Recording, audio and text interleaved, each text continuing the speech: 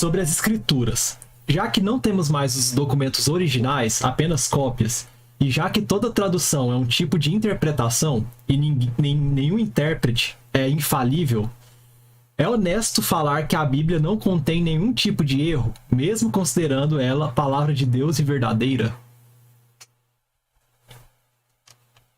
O Pedro foi estudante de Walter Benjamin há muito lá na UFG. Ele tem essa resposta na ponta da língua.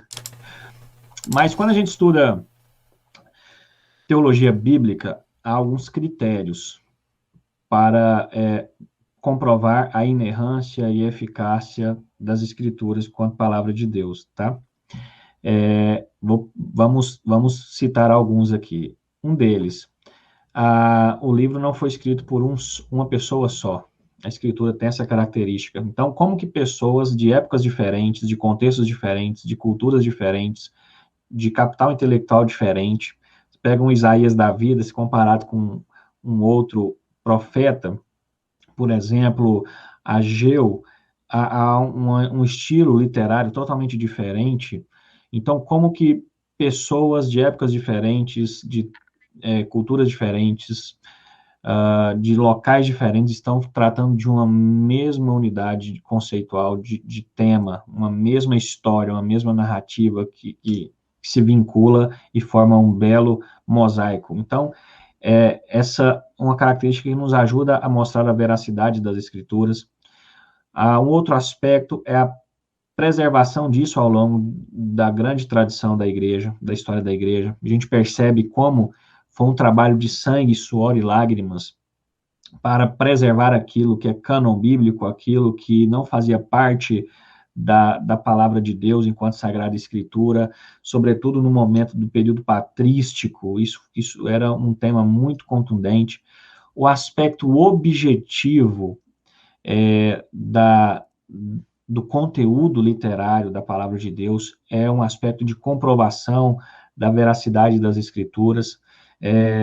Por exemplo, o Pedro trata numa aula sobre os aspectos subjetivos que foram respeitados, ou seja, Deus não elaborou o processo de escrita numa espécie de psicografia, em que o homem foi uma máquina escrevendo aquilo que Deus estava ditando. Não, há um respeito ao aspecto subjetivo do autor, há estilos literários diferentes, há salmistas dizendo que estão com raiva, que estão tristes, então há uma valorização do aspecto subjetivo do indivíduo, mas isso não perde a objetividade do texto, ou seja, o rigor do conteúdo em comparação com o todo da narrativa bíblica. Agora, muitos que criticam a Bíblia como tendo erros por causa do contexto da história, da perda de muitos manuscritos originais, e de alguns erros em questão de data, em questão geográfica, no meu ponto de vista, isso não diminui a veracidade das Escrituras. Pelo contrário, isso testifica e comprova a veracidade da narrativa bíblica, né? Por exemplo, há uma discussão nos evangelhos se o Sermão do Monte foi pregado em cima ou aos pés do monte. Bom, essa é a perspectiva do autor sobre uma história que, no fundo, está coesa. As narrativas dos evangelhos estão coerentes, há um mesmo teor do assunto, né? Apesar de não concordar com esse conceito que o Calbart traz para falar sobre essas minúcias, mas ele diz o seguinte: na narrativa bíblica, você tem a historicidade e a história. O que o Calbart está querendo dizer? Que na historicidade, ou seja, os registros mesmo históricos de questões de local, de data, de quantidade, muitas possíveis divergências de quantidade de pessoas em determinado contexto da história bíblica, a historicidade ela pode ter alguma divergência nos autores, mas a história é a mesma. A história é a mesma. É como que se nós estivéssemos olhando para a mesma cena e pedissem para nós escrevermos aquela cena. Nunca sairá um registro semelhante. Não será igual o meu registro do seu, porque são perspectivas diferentes. Mas a história é a mesma. Isso comprova a veracidade. Bom, pode ser um conceito bonitinho do Calbart, né, para falar assim, olha, as divergências de historicidade no relato bíblico não prejudicam a história, ela continua sendo verdadeira. Mas eu acredito que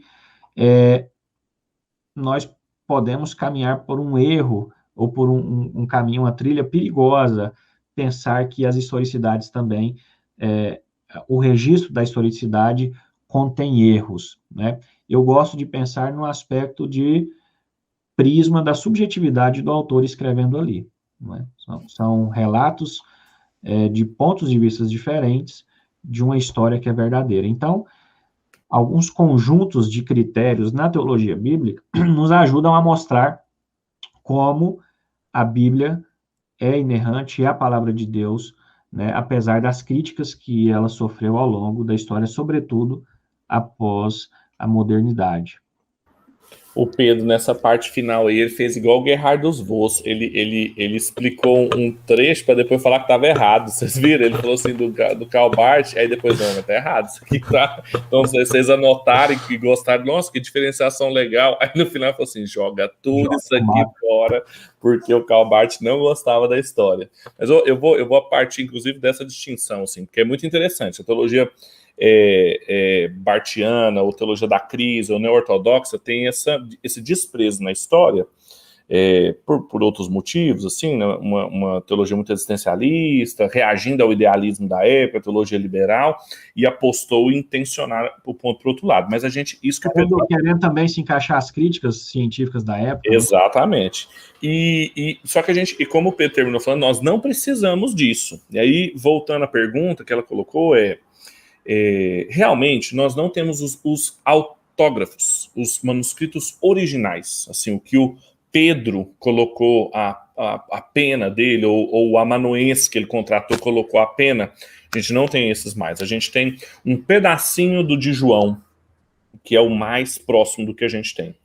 Agora, isso significa então que a Bíblia está alterada, a Bíblia é uma farsa, não sei o quê? Devagar. Assim, uma coisa é a gente dizer que a gente não tem os autógrafos, outra coisa é dizer que está tudo perdido. A manuscritologia, que é a disciplina que toma conta dos textos bíblicos, ela é uma disciplina bem longa, coerente e bem desenvolvida, principalmente nos últimos 60, 50, 70 anos. Por quê? O que a gente tinha? Durante muito tempo, nós tínhamos manuscritos antigos do texto bíblico, datando ali do século VIII, VI, depois de Cristo. Isso não é bom. Ter um manuscrito de 600 anos depois de um acontecimento é muito tempo. É como se o Pedro escrevesse uma carta agora e eu tivesse uma cópia dela que foi copiada 600 anos depois. É claro que tem a possibilidade de ter sido adulterada é muito alta. O melhor é eu ter uma cópia mais recente. Isso é o que a gente chama de manuscritos pesados. O manuscrito pesado é um manuscrito que ele é mais próximo do original. Um manuscrito mais leve, tem menos peso, ele é um manuscrito mais recente, ele pode ter sido adulterado, etc. E o Antigo e o Novo Testamento tinham muitos manuscritos. Para vocês terem ideia, só do Novo Testamento nós temos por volta de 5.000 manuscritos. Isso é muito, Pedro. O Platão, para vocês terem uma ideia, o Platão a gente deve ter uns 20 manuscritos do Platão. 20. E o Ocidente basicamente é platônico.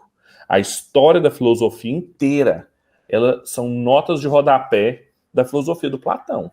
E a gente tem uns 20 bons manuscritos do Platão. Estou falando de bons manuscritos do Platão, que datam aí de uns 800, 600 anos depois que ele existiu. O Sócrates a gente não vai nem falar, porque a gente não sabe nem se ele existiu.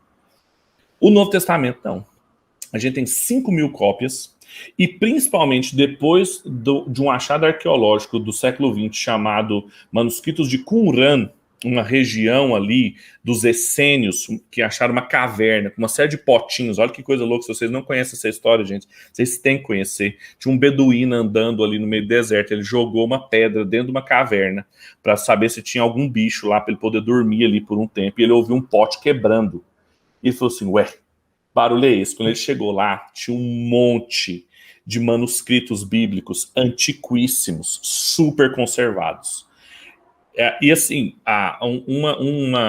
um empreendimento arqueológico, ele demora, ele não é rápido. Então, muito provavelmente, esse beduíno pegou algumas cópias e vendeu isso no mercado negro de cópias de manuscritos. Feito isso, algumas coisas se perderam, mas a gente tem bons manuscritos, a gente tem bons manuscritos de datas muito recentes, em que ali a gente tem textos muito próximos do original. E aí, por que isso é um argumento muito bom? Porque os manuscritos que a gente tinha, que não eram tão antigos, eles não são tão diferentes dos que foram achados, que são muito antigos. O que isso significa? Que eram boas cópias. Que a Bíblia não foi mal traduzida, que ela não foi manipulada, que ela foi muito bem conservada, que ela foi bem traduzida, justamente porque se tratava de textos sagrados da religião judaica, da religião cristã. Então eles foram muito bem conservados. Além disso, quando você não tem textos originais, não significa que você perdeu os únicos elos que poderiam fazer a conexão entre nós e os acontecimentos originais. Por quê? Outras coisas foram escritas na mesma época que fazem referências a esses acontecimentos que podem ser comparados.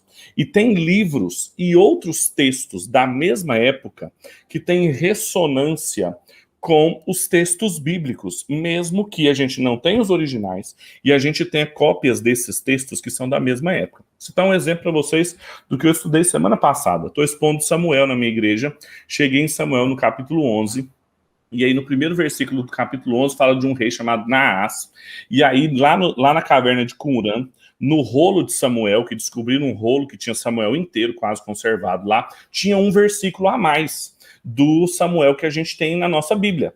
É um versículo o versículo 1 do capítulo 11.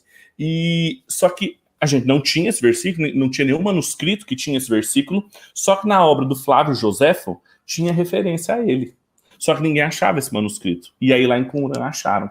Então, veja, havia uma menção dele num outro livro, mesmo que a gente não tivesse menção, a gente não tivesse um manuscrito bom o suficiente, antigo o suficiente, que tivesse esse texto. Então, depois de Qumran, depois da metade do século XX, a gente teve uma explosão de qualidade do trabalho técnico em manuscritologia que permite a gente dizer que, tudo bem, nós não temos os originais, mas as cópias que nós temos são muito boas, muito fidedignas, em comparação às cópias que nós tínhamos antes, em comparação aos livros que nós tínhamos ao redor de nós. E aí sobram, então, perguntas do tipo: por que as pessoas querem duvidar tanto assim da Bíblia? E a gente começa a questionar as questões, e aí a gente começa a trabalhar os pressupostos das pessoas. Porque quando a gente pega outros manuscritos que são muito menos importantes para a história bíblica, muitos manuscritos que são menos importantes para o mundo ocidental, Platão, Aristóteles, que o pessoal faz assim coloca sob grande importância para a construção da mentalidade do Ocidente, não tratam com o mesmo rigor, e na Bíblia, que a gente tem muito mais manuscritos, muito mais rigorosos, muito mais testemunho extra-bíblico, e há uma desconfiança tão grande. A gente, então, tem que começar a desconfiar da desconfiança, de um antissobrenaturalismo pressuposto, de um anticristianismo, de um antissemitismo, e assim por diante. Então, envolve tudo isso. É uma pena, realmente, nós não termos manuscritos originais, mas isso não significa, a gente não pode fazer um salto necessário de que, então, caiu na dúvida cética cartesiana de que, então, nada é seguro. Peraí. Entre não ter os originais e que nada é seguro, existe uma longa distância, que existem outros elementos que nos dão segurança. Testemunho extra-bíblico, bons manuscritos, fidelidade nas traduções dos manuscritos quando foram pesados, entre outras, e fora documentos extra-bíblicos que nos ajudam quanto a isso. Então a gente tem que começar a questionar todo esse ceticismo por trás da crítica bíblica e do texto bíblico.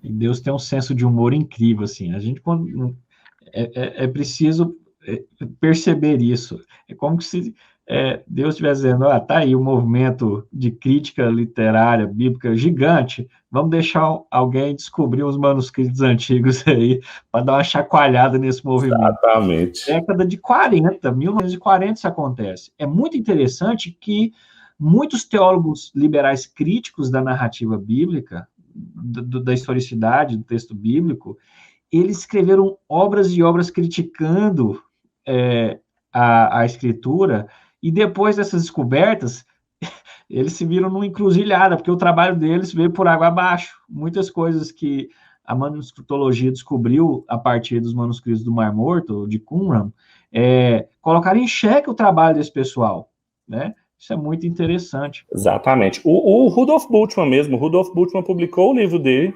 todas as teorias que ele tinha sobre o Evangelho de João ter sido escrito no 3º século, porque falava do gnosticismo, e o gnosticismo era uma heresia que só se desenvolveu depois, e que se tinha relatos ali de gnosticismo ou um proto-gnosticismo em João, significava que não foi João que escreveu. Então, assim, muito cético, muito espírito do seu tempo, acharam um manuscrito de João de 146. É o manuscrito mais antigo que a gente tem, um pedacinho, mas ele é de 146 depois de Cristo. Muito antigo, não tem nada em termos de religiões antigas, gente. Não tem nada igual ao cristianismo tem. E, cara, acabou, sim, o Rudolf Bultmann é história. Ele é história da teologia, assim, a gente estuda, acha bonitinho, mas não serve para nada. Do ponto de vista de crítica textual, não serve para nada. Há um senso de humor aí na coisa. Deus é maravilhoso. Por isso que a ETA converteu lá na Assembleia de Deus. Tem um videozinho rolando por aí, vocês viram? Um stand-up falando de gente que é ateu, que duvida de Deus, mas acredita em horóscopo. Horóscopo, exato. É muito interessante porque, você falando da intencionalidade, dos pressupostos, isso tem muito sentido, porque, por exemplo, ninguém vai questionar no ambiente secular, o não cristão na academia, ele não vai questionar a teoria freudiana do complexo de Édipo, tendo fundamentos um mito escrito por Sófocles, que não tem nada de fragmento original, nada a nós hoje, né? Parte de uma poesia mítico, de uma tragédia grega antiga, mas que um autor construiu todo um fundamento, uma teoria a partir disso, né? Os pré-socráticos, a gente tem basicamente doxografia. O que é doxografia? São relatos desses autores a partir da boca de outros depois, de outros comentaristas. E a gente não questiona a existência de Heráclito, de Parmênides. Então, esse critério é válido para criticar a escritura, mas não é válido para criticar as teorias e os autores que fundam a perspectiva de visão de mundo ocidental, né? É injusto o negócio. É muito injusto. Eu acho que isso inclusive, a postura apologética que vocês devem ter, assim. A pessoa chegou para você com um olhar muito cético, sorria, seja educado, mas devolva a pergunta para ela. Fala assim, muito legal sua pergunta, eu sei que é uma questão realmente que a gente tem que lidar, mas assim, por que toda essa dúvida quanto aos manuscritos do Novo Testamento, se toda outra manuscritologia da Ilíada, de Platão, de Aristóteles, do neoplatonismo, da Idade Média, a gente não tem o mesmo critério? Por que isso? E aí não fica dando aula de manuscritologia de graça para ela antes, não. Tira primeiro o telhado dela, deixa ela desconfortável primeiro. Depois que ela se mostrar assim, injusta, aí você vai falar assim, eu vou te explicar o que acontece. Aí você vai e explica. Mas não responde o ouro primeiro, não. Porque é injusto. E isso vale para as crenças, para a justificação da crença cristã, da gente ter que ter provas. A gente não tem provas para todas as outras nossas crenças. É o argumento do Elvin Plantinga, de que por que a gente tem que provar a existência que a crença na existência de Deus é justificada, sendo que tem um monte de crenças que você não consegue justificar. Isso é injusto. E por que tem que fazer isso com o cristianismo e não faz com todas as outras crenças? Então a gente tá muito acuado, assim, a gente tinha só que sorrir e acenar.